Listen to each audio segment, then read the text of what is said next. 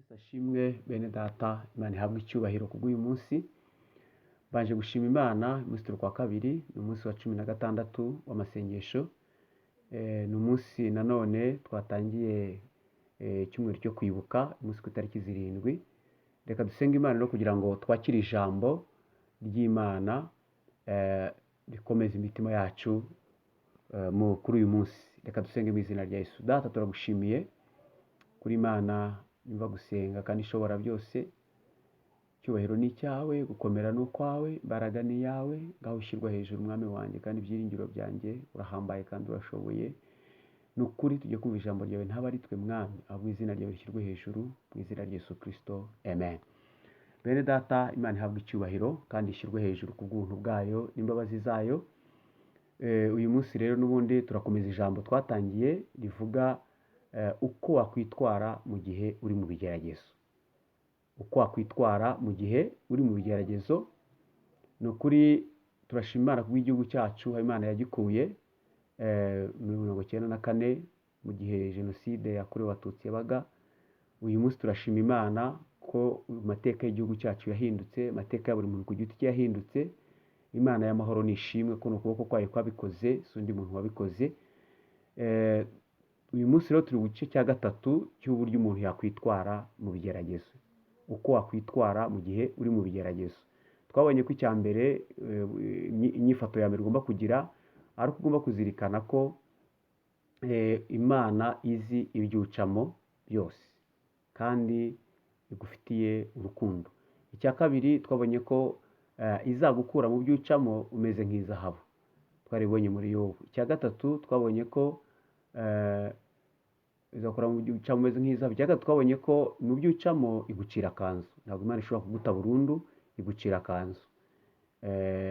Niyo mpamvu abaciye muri ubwo buzima bw'ibibazo bitandukanye barabizi ko Imana yagiye ibacira akanzu mu buryo bumwe cyangwa ubundi, ndetse igakoresha n'abanzi babo babihigaga, bagomba kubagira nawe ariko ukabacira akanzu ikoreshe n'umwanzi, kuko Imana ntigibura uko igira.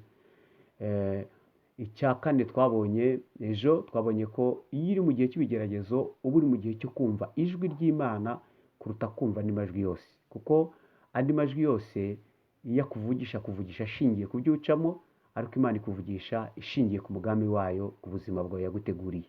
Rero ni ngombwa kugira duca mu bibazo, igihe cyose duca mu bigeragezo tugomba gutega amatwi ijwi ry'Imana, tugomba gusoma ijambo ry'Imana, tugomba kubika ijambo ry'Imana, tugomba kugendera ku ijambo ry'Imana, tugomba gusubiza dukoresha ijambo ry'Imana. Twabonye urugero rwa Kristo, yabwiye Satani, amubwiye ngo amukina ku mubyimba ashonje, aramubwira ngo umuntu ntatungwa n'ibyo kurya gusa, atungwa n'ijambo riva mu kanwa k'Imana. Twabonye nayo wavuga ngo ntiyasubiye inyuma, amategeko ye ntiyateshutse ngo yavemo, amategeko y'Imana, ngo ndetse amagambo yo mu kanwa k'Uwiteka yamubereye ibyo kurya bimurutira ubutunzi, ndetse yamubereye ubutunzi bumurutira byose. Hanyuma uyu munsi turajya ku kintu cya gatanu noneho, ku ngingo ya gatanu twabonye ko tuzabona ibintu 10 byadufasha uko dukwiye kwitwara, mbese uburyo 10 dukwiye kwitwara igihe turi mu bigeragezo, ibyo dusabwa 10, imitekerereze 10 dusabwa kugira igihe turimo guca mu bigeragezo. Tubonye 4 bya mbere turabirangije. Twabonye ko ugomba kumenya ko Imana izi ibyucamo, niko Yobu yavuze. Icya kabiri twabonye ko Imana izakuvanamo umeze nk'izahabu, imira gutunganya. Icya gatatu twabonye ko Imana izagucira akanzu kuri kumwe nawe. Icya kane twabonye ko ugomba kumva ijambo ry'Imana ukarisoma kuruta kumva andi magambo yose igihe uri mu bigeragezo. Ko si igihe cyo kuvuga, si igihe cyo gutanga ubuhamya, si igihe cyo kwiheba, ni igihe cyo gutekereza no gusoma ijambo ry'Imana no kumva ijambo ry'Imana, kuko igihe Imana yagize icyo ikora nibwo ubona icyo uvuga ugatanga ubuhamya. Ariko igihe cyose itaragira icyo ikora, Dawidi yaravuze ngo ahari kurira kwarara umuntu nijoro, ariko mu gitondo impundu zikavuga. Arongera avuga ngo amategeko yo mu kanwa k'Uwiteka yamubereye itabaza rimurikira ibirenge bye, yamubereye umucyo, kandi aravuga ngo yarayakufashe umwanzuro wo gukomeza ijambo ry'Imana. Arangije avuga ngo Uwiteka ndababazwa, unzure kandi nk'uko ijambo ryawe ryasezeranije. Reka rero tujye ku cya gatanu. Cya gatanu kiravuga ngo hindukira urebe imirimo y'Imana mu mateka yawe, nubu muri kumwe. Igihe cyose uri mu bigeragezo, igihe cyose uri mu bibazo, hindukira urebe mu mateka yawe. urabona imirimo y'Imana. Iyo Mana muracyari kumwe n'uyu munsi. Hindukira urebe mu mateka yawe, urebe imirimo y'Imana mu mateka yawe. Iyo Mana uyu munsi muracyari kumwe. Mwene data, reka dusome ijambo ry'Imana.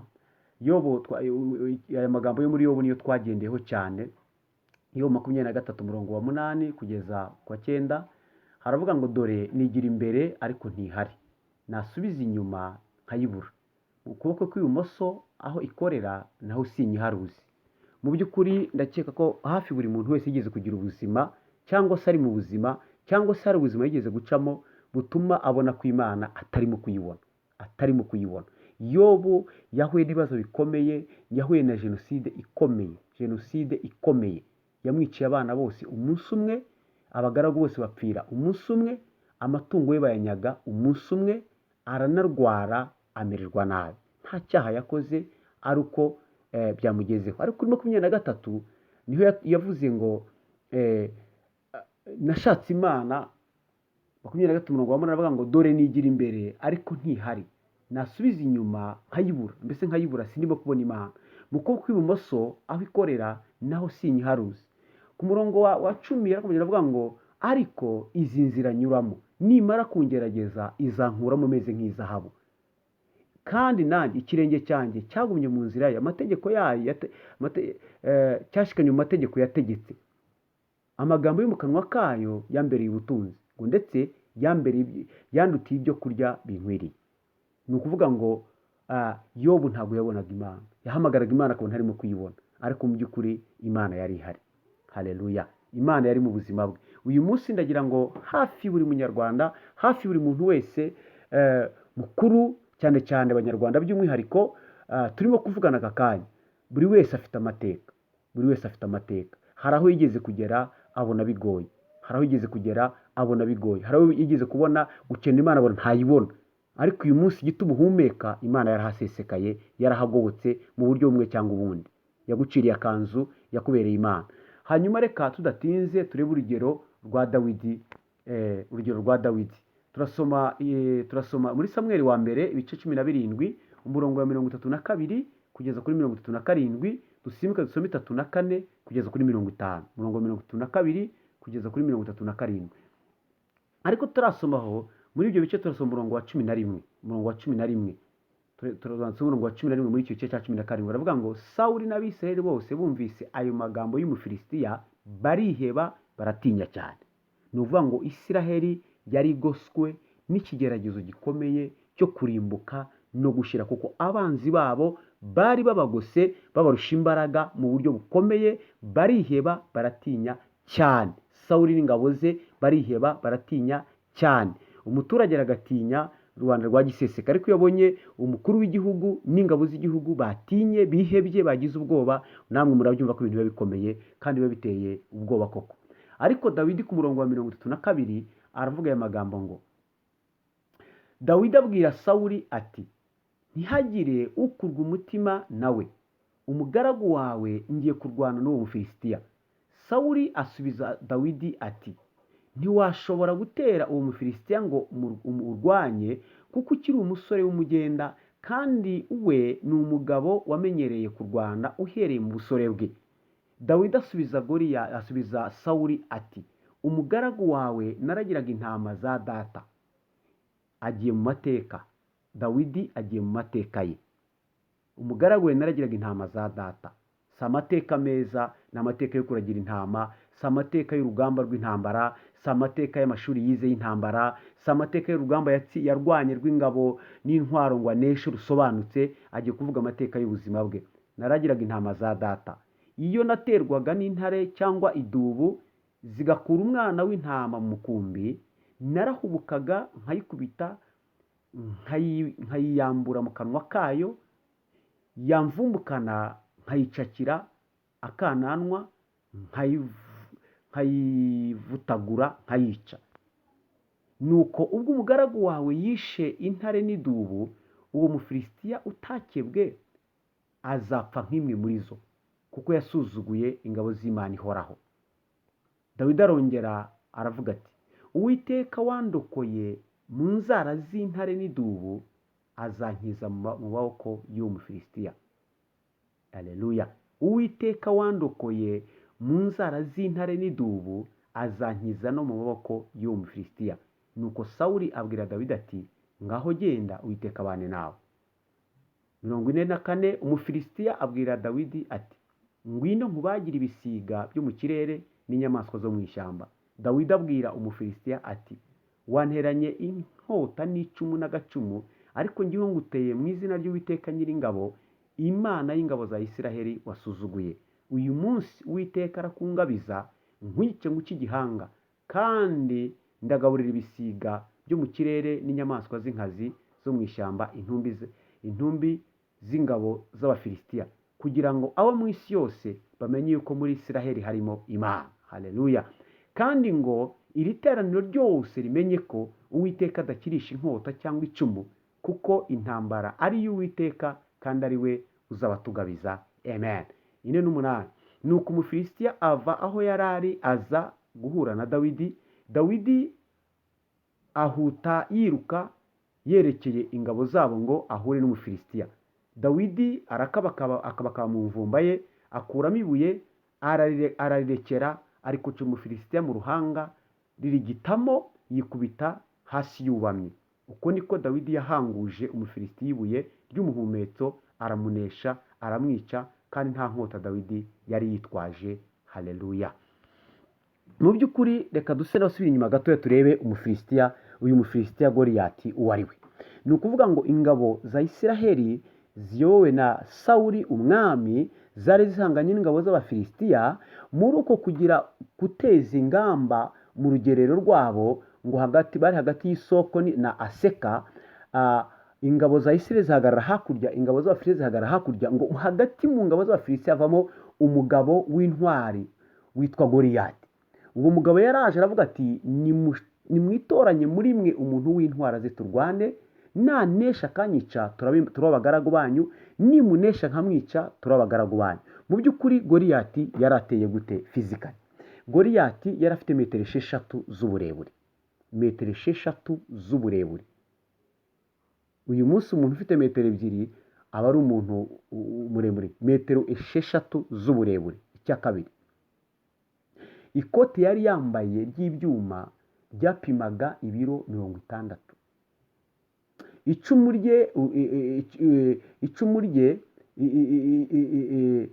uruti rwaryo rwapimaga ibiro 7. Ni ukuvuga ngo ikote ryari rifite ibiro 60 yambaye, we yarapimaga 6. Icumu rye ikigembe cyaro gipima, uruti rwaryo rupima ibiro 7. Ni ukuvuga ngo nta muntu wari gutinya kurwana nawe n'umwe mu mbaraga z'umuntu. Ikigeragezo cyari kirenze ubushobozi bwabo, cyari kirenze kontrole yabo, ntabwo bagihezaga amaso, bari bafite ubwoba kandi bufite ishingiro.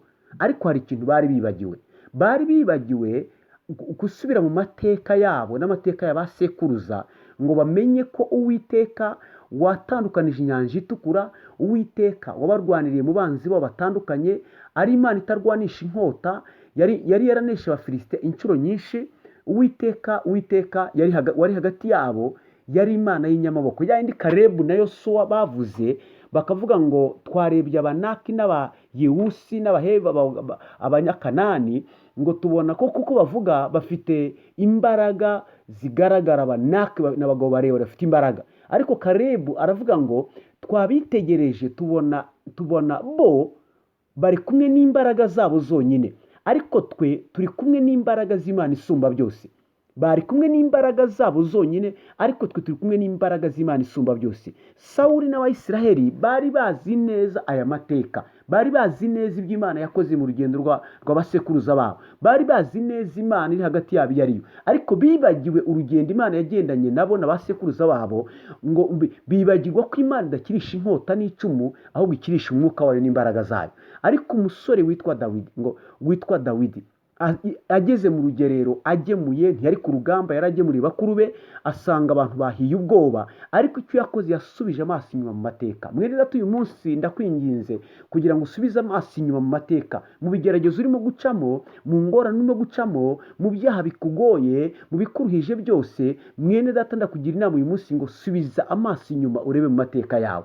Icyo uri bubone ni kimwe gusa. Urabona byinshi, ariko ndakugira inama zo kwita kuri kimwe. Ite ku mbaraga z'Imana yaguhinduriye amateka, ite ku mbaraga z'Imana yakurokoye, ite ku mbaraga z'Imana yagukijije, ite ku mugambi w'Imana yakurokoye muri ubwo buzima. Iyo Mana ntaho yagiye, uyu munsi muracyari kumwe. N'urugamba rushyashya urimo kurwana, humura yakoze biriya, izakora n'ibindi mu izina rya Yesu. Hanyuma Dawidi atangira kuganira na Goliyati, atangira kuganira na Sawuli. Sawuli baramubwira bati hari umwana wavuze ko yarwana na Goliyati, mumunzanire iwanjye. Baramuzana, ageze baramubwira ati databuja mwami nyagasani, ntagire ukurwa umutima n'uwo Mufilisitiya, umugaragu ngiye kurwana nawe. Byari bishekeje kandi biteye ibitwenge kandi bibabaje kubona umwana muto utari umusirikare, utari ku rugamba, utarwanaga, waje agemuye uragira intama, afite bakuru be batatu bari ku rugamba bananiwe, kuvuga ko agiye kurwana n'umwanzi wanesheje ingabo zose. Ariko uyu mwana witwa Dawidi hari ibanga yari afite uyu munsi, ngira ngo ndikumenere nawe ujye urirwanisha mu mateka yawe. Yari afite ibanga ryo kureba mu mateka ye, yari afite ibanga ryo kutibagirwa amateka. Kandi aya mateka ye ntabwo yibuka ikindi cyose, yibukaga imbaraga z'Imana yamurwaniriye mu mateka amurokora aho yagombaga gupfa. Haleluya. Aramubwira ngo, Sawuli aramubwira ati ntabwo wabishobora kurwana nawe, kuko uyu ni umuntu umenyereye intambara kandi uri umusore w'umugenda, uri umwana muto utaramenyereye urugamba. Undi aramubwira atoya, intambara ndwana si iyo ngiyo yamenyereye, hari intambara yindi narwanye mwami nyagasani. Naragira ngo intama za data, intare n'idubu byaza kurya umwana w'intama, nkahubuka nkayifata nkayishwanyaguza, nkayambura umwana w'intama nkawusubiza mu mukumbi, yashaka kundya nkayivumbukana, nkayikatira, nkayikubita, nkayica. Aramubwira ngo Imana Uwiteka wandokoye mu nzara z'intare n'idubu, azandokora no mu maboko y'Umufilisitiya, nawe azapfa nk'imwe muri zo. Haleluya. Amateka yawe nizo mbaraga zawe. Reba inyuma mu mateka yawe, uzahangara ibigeragezo, uzarwana nabyo, uzabinesha, kuko Imana yakurokoye mu byahise ntaho yagiye, n'uyu munsi muracyari kumwe. Ikosa ukora ni rimwe gusa ritumye wiheba, nuko wibagiwe ko iyo Mana uyu munsi gituma wahamuka. Iyo urebye inyuma mu mateka yawe ubona ibindi bitari imbaraga z'Imana, ariko uyu munsi nureba mu mateka yawe ukibuka, dufata urugero rwa jenoside, ukareba inyuma mu mateka yawe, ukareba aho wanyuze, ukareba uburyo wagiye urokoka, mu by'ukuri urabona ikiganza cy'Imana. Uyu munsi nta kindi biri bukumarire, biratuma ushira ubwoba, ubone ko iyo Mana yakurokoye icyo gihe. Iyo Mana yagiye icyakanzu, ikora utuntu dushekeje dutandukanye utatekereza, utumvaga warokoka. Intambara ikarangira umwotsi ari umwotsi, amatongo ari amatongo, ubupfubyi ari ubupfubyi, ubupfakazi ari ubupfakazi, agahinda ari agahinda. Uyu munsi ukaba uhagaze uri muzima wubakitse. Ukuboko kw'iyo Mana gushobora kurokora coronavirus, gushobora kukurokora n'ibindi byose urimo gucamo, gushobora kurokora uburwayi, gushobora kurokora ubukene, gushobora kurokora n'ibindi byose, kuko iyo Mana ntabwo igihinduka. Yesu Kristo ko yarareje, uyu munsi niko arinda ko azahora iteka ryose, kandi yavuze ko itazaguhana, izabana nawe iteka n'iteka. Haleluya. Dawidi arakomeza aragenda. Sawuli ashaka kumwambika imyenda y'intambara, avuga ati iyo ntambara imyenda sinyimenyera, ayikuramo. Aragenda ahura n'Umufilisitiya, twabyumvise, aramwica akoresheje ibuye, intwari itamenyerewe. Si ibuye ryishe Goliyati, Goliyati yishwe n'Imana ya Dawidi yamurekuye mu nzara z'intare n'idubu, niyo yagarutse imurokora mu maboko y'Umufilisitiya.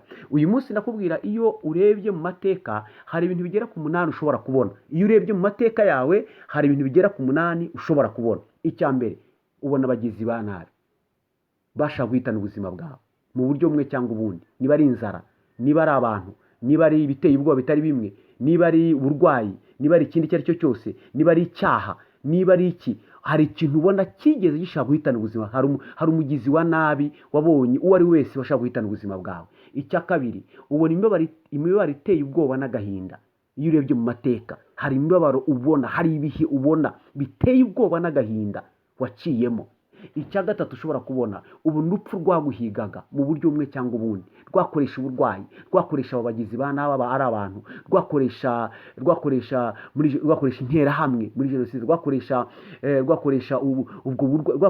iyo nzara, rwakoresha amateka yawe mabi mu buryo bumwe cyangwa ubundi, ariko urupfu rwahigaga ubuzima bwawe. Icya kane ubona ibyawe n'abawe wabuze, ubona ibyawe n'abawe, ubona ibihombo wagize, ubona abawe wabuze, ubona ibyo urabibona. Ikindi ubona ni agaciro wataye. Hari igihe wigeze guta agaciro mu buryo bukomeye, uvana ku kuba umuntu witwa inyenzi, witwa ikintu kidafite agaciro, witwa umwanda, haba ari aho wakuriye, haba ari ibyo wanyuzemo, mbese hari igihe wataye agaciro ku buryo ubona wibagiranye, utaye agaciro kabisa, wataye agaciro wataye, uhita ukabona iyo urebye mu mateka yawe. Ikindi ubona amahirwe watakaje, wenda abandi barize ntiwize, abandi bararezwe ntiwarezwe, abandi bahawe affection, bahawe uburere, bahawe urukundo ntiwarwabonye. Hari amahirwe watakaje. Ikindi hari isoni z'ibyaha wagize. Uyu munsi umuntu wakoze jenoside cyangwa se wakoze ibindi byaha, niba waraciye mu bihe by'amateka y'ibyaha, wagize isoni z'ibyaha byawe, uraho kwirwa, ubona ufite ipfunwe. Uyu munsi ryarashize. Uyu munsi wenda uri mu bantu abo wicaga, wahigaga, uyu munsi uri kumwe nabo, muragenda ntibakwishe.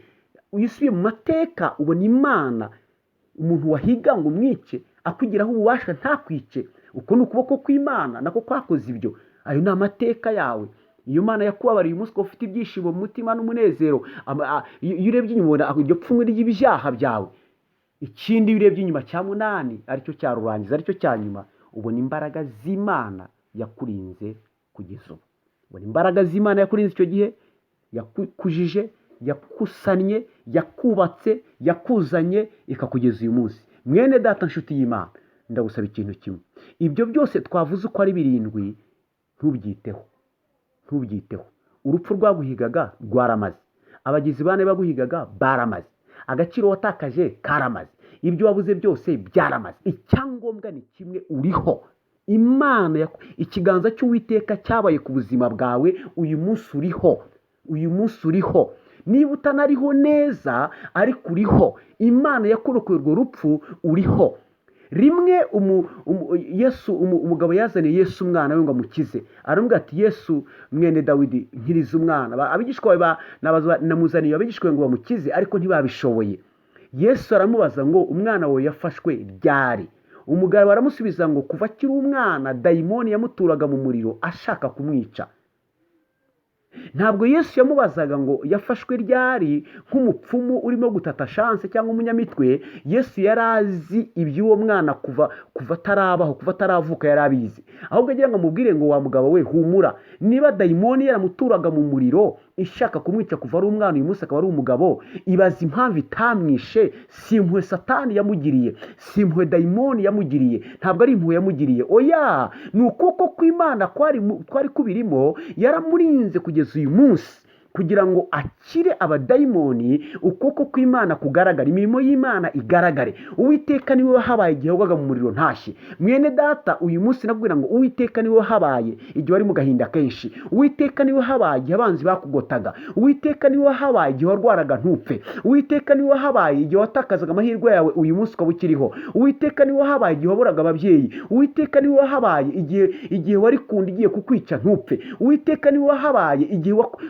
mu byo wari uzi n'ibyo utaruzi. Uwiteka niwe wahabaye. Subiza inyuma amaso inyuma, urebe mu mateka yawe, mu buryo ubwo ari bwo bwose urabona ukuboko kw'Imana. Ku gato nakoroheje, muri aksida yabaye, muri cya kibazo runaka cyabaye, mu rugo rwawe rwari rugiye gusenyuka, mu buryo bwose ibintu byari birangiye, uyu munsi ntabwo byabaye. Niba byaranabaye, hari byabaye, ariko byagusize uri uyu munsi uriho. Kuva ugihumeka, umusore yavuze ngo bora uzima. Kuva ugifite ubuzima, ntari ryarenga na nyuma ya zeru Imana irakora.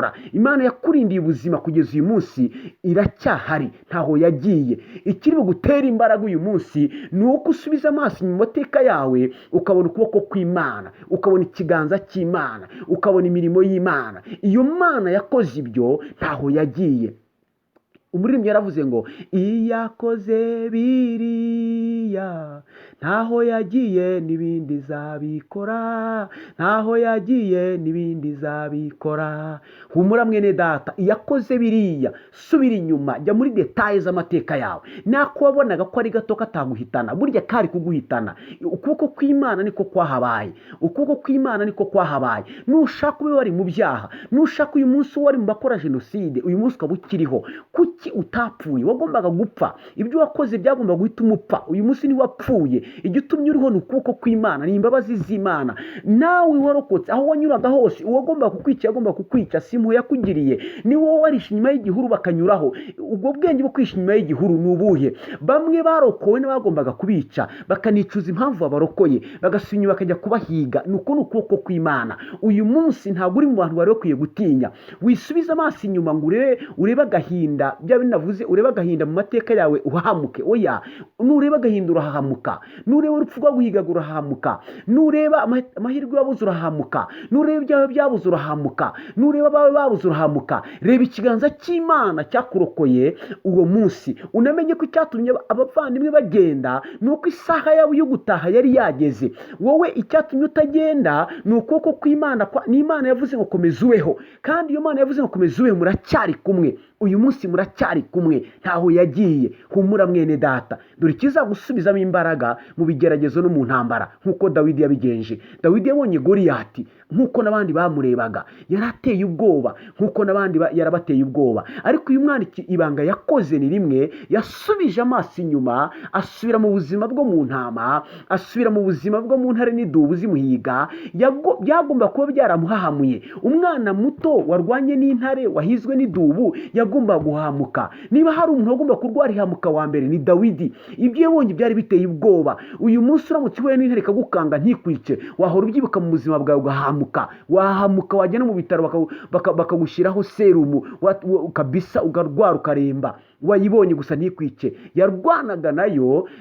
Amateka yo yibukaga, ntiyibukaga uburyo intare iteye ubwoba, ntiyibukaga uburyo idubu iteye ubwoba, ntiyibukaga uburyo iwabo bamutereranye bakamushyira mu ntare kurwana nazo ari umwana mutoya ngo agire agahinda kuko bamutereranye. Ntiyibukaga amahirwe yatakaje kujya k'umusirikare nk'abandi, ngo ajye ku rugamba nk'abandi b'umusirikare akora akazi k'icyubahiro. Ntiyibukaga aho bagiye gukora ibirori mu rugo, bagiye gutoranya umwami bakamwibagirwa akajya kuragira intama. Ayo yose ni amateka ababaje. Yibukaga imbaraga z'Imana yamukuye mu ntama bamwibagiwe, ikamuvana bakamuzana akaba ari we bimika. Uko bari bamwibagiwe, ntabwo yibukaga bamwibagiwe, ntabwo herega muri ayo matiku yo kwibagira no gusuzugura no guteshwa agaciro. Yibukaga Imana yamwibutse bamwibagiwe, akazamura icyubahiro cyayo, akabona ko n'ubundi nibamwibagirwa izamwibuka. Yibukaga Imana yamurinze mu nzara z'intare n'idubu, akibuka ko ariyo Mana izamurinda mu nzara z'Umufilisitiya. Iyo abantu bamusigaga bamuhindukaga yavuga ngo Imana yanyibutse, data yanyibagiwe, Imana yanyibutse, bakuru banjye banyibagiwe igihe bashaga umwami mu muryango w'iwacu, Imana yanyibutse ikanzana ikanyimika. Iyo Mana ntacyo nzayiburana. Niyo mpamvu yavuze muri Zaburi ya 23 aravuga ngo Uwiteka niwe mwungeri wanjye sinzakena. Andyamisha mu cyanya cy'ubwatsi bubisi, anjyana iruhande rw'amazi adasuma, ansubiza intege mu bugingo, anyobora inzira yo gukiranuka ku bw'izina rye iyo nayobye. Naho nanyura mu gikombe cy'igicucu cy'urupfu. Igikombe cy'igicucu cy'urupfu ni kiriya gikombe cyo kwa Goliyati, ni kiriya gikombe cyo mu ntare n'idubu. Naho nanyura mu gikombe cy'igicucu cy'urupfu, sinzatinya ikibi cyose kuko ndi kumwe nawe. Inshimbo yawe n'inkoni yawe nibyo bimpumuriza, kandi untunganiriza ameza mu maso y'abanzi banjye. Yamutunganiriza ameza kwa se yibagiranye, imutunganiriza ameza mu maso y'abanzi be. Kandi igikombe cyanjye kirasesekara. Ni ukuri kugirirwa neza n'imbabazi bizanyumaho iminsi yose nkiriho, nanjye zaba mu nzu y'Uwiteka iteka ryose. Amen. Icyatumaga avuga aya magambo, uyu mugabo ntigeze yibagirwa amateka ye na rimwe. Amateka yawe mwene data ni imbaraga zawe mu rugamba urimo kurwana. Subiza amaso inyuma, reba mu mateka yawe, reba mu buzima bwawe, reba imirimo y'Imana, wirebe iteye ubwoba huye nabyo biteye agahinda, wirebe agize bana bahigaga ubuzima bwawe n'ibyabuhigaga, wirebe urupfu rwaguhigaga, wireba amahirwe watakaje, wirebe ibyawe wahombye n'abawe wahombye wabuze, wirebe ibyo byose birahari mu mateka birahari. Reba imbaraga z'Imana yakurokoye mwene data. Uyu munsi ukaba uriho. Niba wari umwana muto, uyu munsi ukaba uri umugabo. Niba wari umwana muto, uyu munsi ukaba uri umumama. Niba wari wari umubyeyi uyu munsi ukaba ukuze uri umubyeyi ureba abana imbere yawe, niba wari wabonaga upfuye birangiye uyu munsi ukaba uhumeka. icyo Imana yagusigiye ni ukugira ngo uzamure ibiganza byawe uyihe icyubahiro kandi wishime kandi ushire ubwoba, kuko iyo akoze biriya izakora n'ibindi ntaho yagiye mwene data. Dawidi atubera icyitegererezo. Shika mukomere, wihanga amaso ibiri imbere ngo bikurangaze, bigutere ubwoba, ubone gukomera kwabyo, bikwibagiza iby'Imana yakoze mu buzima bwawe. Iyo Mana yakoze ibyahise izakora n'ibiri imbere, ntabwo igihinduka kandi iri kumwe nawe. Ndakubwira ibintu bibiri by'ingenzi. Subiza amaso inyuma, urebe mu mateka yawe, urebe ukuboko kw'Imana, we kureba ibyo byose. Reba umwanzi uguhagaze imbere n'ibigeragezo bitari bimwe. Imana, ibuka ko Imana yagukije ibyahise, ntabwo igihinduka n'ibindi zabikora. Humura mwene data, gera ikirenge mu cya Dawidi, gera ikirenge mu cya Dawidi. Nubwo Imana uyireba ntuyibone ukabona biteye ubwoba, ariko yirebere mu byahise ibyo yakoze. Humure wika ko n'ibiri imbere izakomeza kubera Imana. Amateka yawe nizo mbaraga zawe zituma urwana n'ibigeragezo bikuri imbere. Topic y'uyu munsi iravuga ngo hindukira urebe imirimo y'Imana mu mateka yawe. Nubu muracyari kumwe, ntaho yagiye. Irakurwanirira mwene data. Reka dusenge icyubahiro cy'Imana kibe ku buzima bwanyu. Mukomere mushikame, kandi muri ibi bihe bigoye mwibuke iby'Imana yakoze ku buzima bwacu no ku gihugu cyacu. Tuzamura icyubahiro cy'Imana, tunezerwe, turirimbe aho kwicwa n'agahinda n'imibabaro, mu izina rya Yesu Kristo, amen. Data ndagushimiye buri wese wumvira ijambo Mwami, reka umukomeze kandi umukomeze muri iri jambo.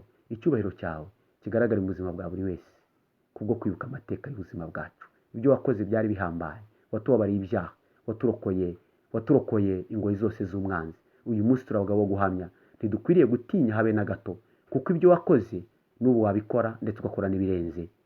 Wa mwanzi witwishima hejuru, Uwiteka waturwaniriye n'uyu munsi araturwanirira. Ntaho yagiye, ntajya ahinduka, kandi yatwemeje ko adukunda, aduha Yesu Kristo umwana we kugira ngo dupfire, kugira ngo tubarirwe ibyaha byacu kandi tubone ubugingo buhoraho. Urakoze Data, icyubahiro kibi cyawe. Mwuka wawe rakomeze twumvishe ijambo ryawe kandi turishikamemo mu izina rya Yesu Kristo, amen.